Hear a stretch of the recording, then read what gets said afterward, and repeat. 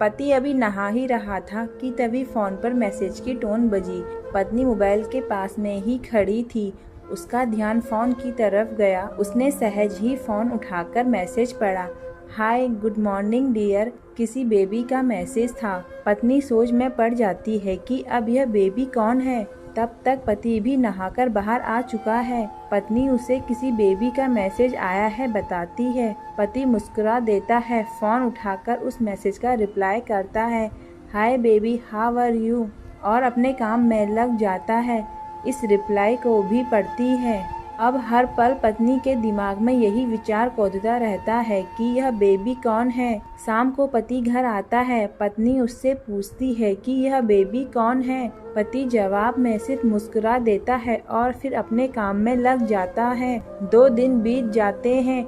उन विचारों ने अभी तक पत्नी का पीछा नहीं छोड़ा था और फिर से पति के मोबाइल पर फिर एक बार बेबी का मैसेज आता है, आज तो मिलोगे कि नहीं, तुम्हारी बहुत याद आ रही है। इस मैसेज ने आग में घी का काम किया। पत्नी का शक और भी ज्यादा पक्का हो गया। बीच बीच में ऐसे मैसेजेस का आदान प्रदान होता रहता है और पत्नी के मन में शक की जड़ें और गहरी होती गई। पति पूछने पर भी जवाब में सिर्फ मुस्कुराहट और कुछ नहीं कहता। यह शक गुस्सा बनकर तब ज्वालामुखी की तरफ फटता है जब एक दिन उसे अपने पति की जेब में सिनेमा की 2 टिकटें मिलती हैं। पत्नी अपने पति से बहुत झगड़ती है। पति उसे समझाने की कोशिश करता है लेकिन वह कोई भी बात सुनने को तैयार नहीं है।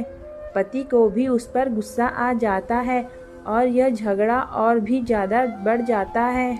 गुस्से में पति घर के बाहर निकल जाता है। पत्नी का गुस्सा पति से कई गुना ज्यादा है। तुरंत वो अपना सारा सामान पैक करती है। एक चिट्ठी लिखती है कि मैं मायके जा रही हूँ हमेशा के लिए, और पति का घर छोड़कर चली जाती है। गुस्सा शांत होने पर जब पति घर आता है तो चिट्ठी पढ़कर उसके होश उड़ जाते हैं। 10 दिन बीत जाते हैं और गांव के उस घर पर डोरबेल बजती है जहां पत्नी रहने चली गई है।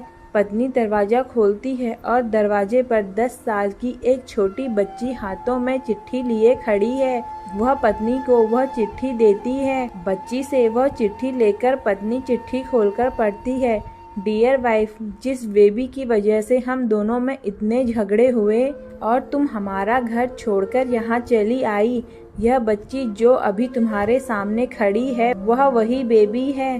अनाथ आश्रम की एक प्यारी बच्ची, इसी के साथ मैं बातें करता था, सिनेमा जाता था।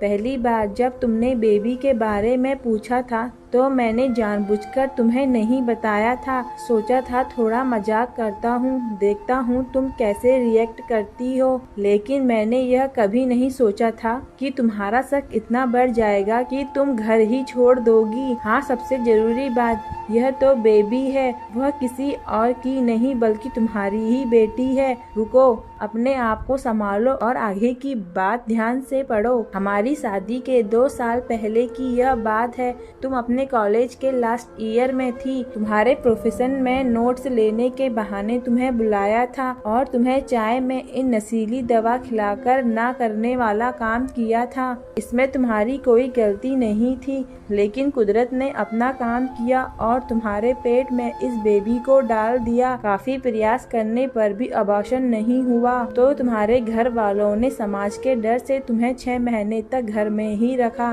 तुम्हारे पिताजी खुद एक डॉक्टर हैं, इसीलिए यह बिन मांगा बच्चा बड़ी आसानी से बिना किसी को कानो कान खबर हुए इस दुनिया में आया। भविष्य में तुम्हारी शादीशुदा जिंदगी में कोई प्रॉब्लम न हो, इसीलिए तुम्हारे पिता ने इस बच्चे को गांव के एक अनाथ आश्रम में छोड़ दिया। यह बच्चा मतलब यही बेबी जो अभी तुम्हारे सामने खड़ी है। अगर अभी भी विश्वास नहीं हो रहा है तो इस बच्ची के गाल का वो तिल देख लो जो शायद तुमने उसे आखिरी बार रोते हुए देखा होगा, या फिर अपने पिताजी से पूछ लो।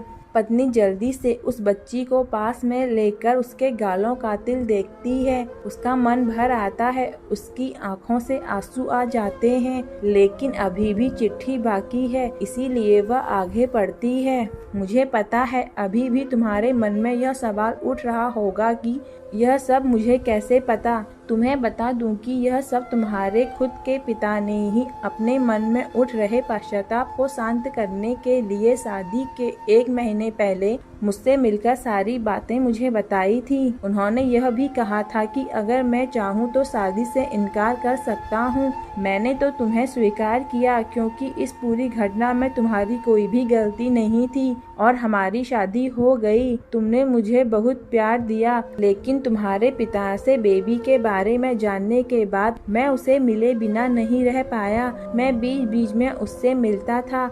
उससे मिलने, उसके साथ समय बिताना मुझे अच्छा लगता था। कितनी प्यारी बच्ची, बिना किसी गलती के क्यों सजा भुगते। बस इसीलिए मैं उसे थोड़ी सी खुशी देने की कोशिश करता था। बस मुझे इतना ही कहना था। अब अगर तुम फिर भी अपने घर आकर मेरे साथ रहना चाहो तब सिर्फ गैलरी में आ जाओ। तुम्हारा और सिर्फ तुम्हारा डियर पति।